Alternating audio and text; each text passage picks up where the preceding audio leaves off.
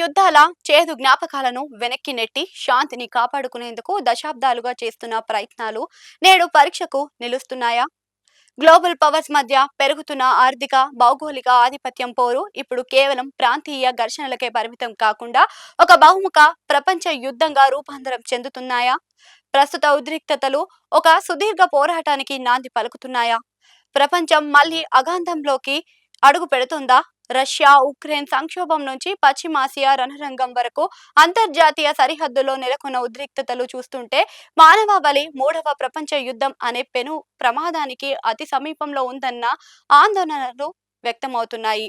చరిత్రలో ఎన్నడూ లేని విధంగా అణ్వాయుధ నీడలో ప్రపంచ రాజకీయాలు ఇప్పుడు ఒక అనుచిత ఫేజ్ 1 లోకి ప్రవేశించాయా అన్న చర్చ సాగుతుంది. ప్రపంచ రాజకీయాల్లో ఇటీవల నెలకొన్న ఉద్రిక్తతలు చూసి వరల్డ్ వార్ 3 ప్రారంభమైందా అనే ప్రశ్న అంతర్జాతీయ స్థాయిలో వినిపిస్తుంది.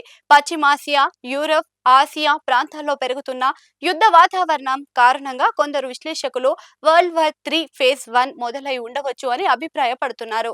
అయితే ఇప్పటి వరకు అధికారికంగా ఎక్కడా ప్రపంచ యుద్ధం ప్రకటించబడలేదు. గతంలో జరిగిన రెండవ ప్రపంచ యుద్ధంతో పోలిస్తే ప్రస్తుత పరిస్థితులు ఎలా ఉన్నాయో పరిశీలించడం అవసరం. 1914 నుండి 1918 వరకు జరిగిన మొదటి ప్రపంచ యుద్ధం ప్రపంచ రాజకీయాలను పూర్తిగా మార్చేసింది. Austria archduke Franz Fernandes హత్యతో ప్రారంభమైన ఈ యుద్ధం త్వరగా విస్తరించింది.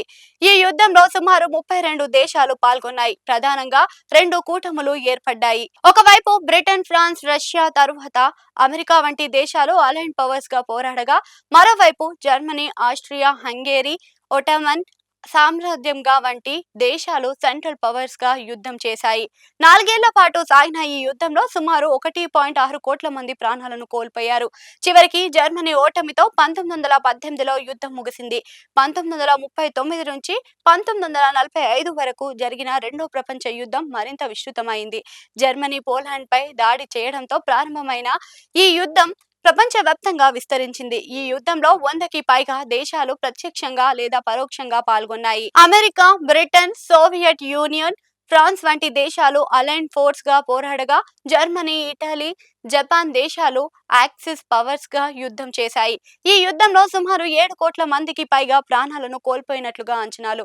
చివరికి 1945లో జర్మనీ, జపాన్ ఓటమితో రెండో ప్రపంచ యుద్ధం ముగిసింది. ప్రస్తుతం ప్రపంచంలో అనేక ప్రాంతాలలో ఉద్రిక్తతలు పెరుగుతున్నాయి. యూరప్ లో రష్యా ఉక్రెయిన్ యుద్ధం, పశ్చిమాసియాలో ఇజ్రాయెల్ ఇరాన్ మధ్య ఘర్షణలు, ఆసియా ప్రాంతంలో చైనా తైవాన్ ఉద్రిక్తతలు అంతర్జాతీయ ఆందోళనలకు కారణమవుతున్నాయి. కొన్ని దేశాలు తమ మిత్ర దేశాలకు మద్దతుగా ప్రకటించడం, ఆయుధ సహాయం అందించడం వంటివి ప్రపంచ యుద్ధ వాతావరణాన్ని గుర్తు చేస్తున్నాయి. అయితే నిపుణుల అభిప్రాయం ప్రకారం ఇప్పటి వరకు జరిగిన సంఘటనలకు ప్రాంతీయ ఘర్షణలుగా మాత్రమే చూడాలి. మొదట రెండో ప్రపంచ యుద్ధాల మాదిరిగా ఒకేసారి అనేక దేశాలు ప్రత్యక్షంగా యుద్ధంలోకి దిగలేదు. అందువల్ల అధికారికంగా వరల్డ్ వార్ 3 ప్రారంభమైందని చెప్పడానికి ఇంకా పరిస్థితి దారి తీయలేదు. అణ్వాయుధాలు ఉన్న ఈ కాలంలో ఒక పెద్ద యుద్ధం ప్రపంచానికి భారీ ప్రమాదం కావచ్చు. అందుకే ఐక్యరాజ్య సమితి సహా అనేక దేశాలు ఉద్రిక్తతలు తగ్గించే ప్రయత్నాలు చేస్తున్నాయి. ప్రపంచ దేశాలు శాంతి మార్గాన్ని ఎంచుకుంటున్నాయా లేదా ఘర్షణలు మరింత పెరుగుతాయా అన్నది రాబోయే రోజుల్లో స్పష్టమవుతుంది.